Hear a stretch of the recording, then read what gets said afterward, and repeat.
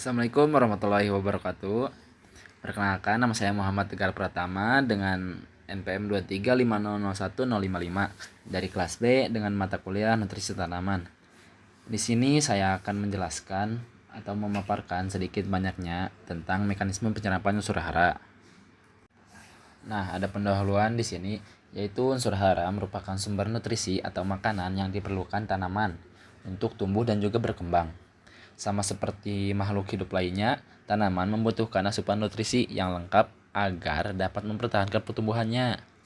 Nah, ketersediaan unsur hara sangat berpengaruh terhadap kualitas tanaman, termasuk pertumbuhan, perkembangan, dan juga produktivitasnya. Pada dasarnya, unsur hara ini telah tersedia secara alami di lingkungan, baik di udara, tanah maupun air.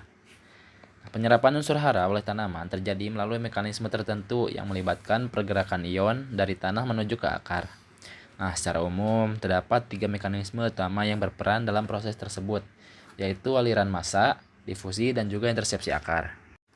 Nah, di sini adapun aliran massa menjelaskan merupakan pergerakan unsur-unsur hara atau ion-ion yang terangkut bersama air dalam proses aliran karena transpirasi.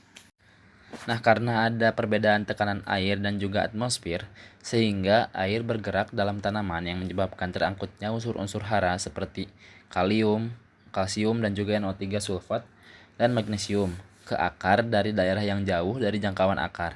Nah, proses ini penting untuk ion-ion yang konsentrasinya tinggi dalam larutan tanah, misalnya NO3, min, dan juga Ca++. Nah, lalu kemudian di samping ini ya terdapat gambar yang menjelaskan aliran massa, yaitu mekanisme pergerakan unsur hara di dalam tanah yang menuju ke permukaan akar bersama dengan massa air.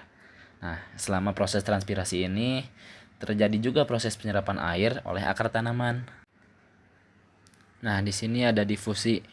Difusi yaitu merupakan transportasi nutrien atau ion-ion yang terjadi karena adanya pergerakan panas akibat adanya perbedaan konsentrasi dari lingkungan yang berkonsentrasi tinggi menuju ke konsentrasi rendah. Nah, maka jarak tempuh dari larutan tanah ke akar sangat berperan. Nah, pada umumnya laju difusi merupakan faktor yang berperan terhadap pergerakan ion-ion tertentu yang ke permukaan, misalnya NO3, K+, H2, PO4, yang terutama ion fosfat laju difusinya yang sangat lambat. Nah, mekanisme ini sangat penting bagi unsur-unsur yang terfiksasi kuat dalam tanah. Nah, pada penjelasan yang di atas ini, seperti aliran massa dan difusi bekerja secara terpisah, akan tetapi pada kenyataannya proses ini biasanya terjadi secara bersamaan. Nah, baik, ini yang terakhir merupakan intersepsi akar. Nah, intersepsi akar merupakan pergerakan unsur hara atau ion dari kompleks pada tanah. Nah, langsung ke permukaan akar, yaitu dinding sel akar, tanpa melalui fase larutan.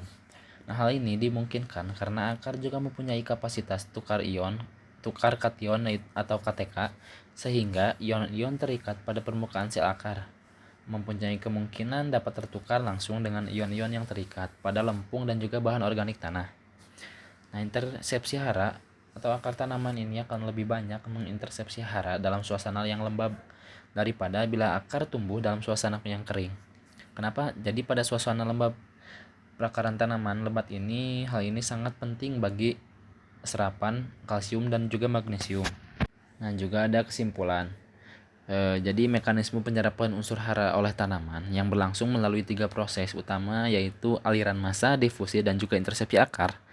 Nah, aliran massa ini berperan dalam membawa unsur hara yang larut dalam air menuju ke akar melalui pergerakan air akibat terjadinya proses transpirasi. Nah, difusi terjadi karena perbedaan konsentrasi unsur hara antara larutan tanah dan permukaan akar, sehingga unsur hara ini berpindah ke arah akar. Sementara itu juga yang terakhir ada intersepsi akar, terjadi karena ketika akar tumbuh dan langsung menyentuh partikel tanah yang mengandung unsur hara. Ketiga mekanisme ini saling melengkapi untuk memastikan tanaman memperoleh nutrisi yang baik atau yang cukup bagi pertumbuhan dan juga berkembangannya. Oke, baik, sekian, terima kasih. Kurang lebihnya mohon maaf. Wabillahi taufiq wal hidayah. Wassalamualaikum warahmatullahi wabarakatuh.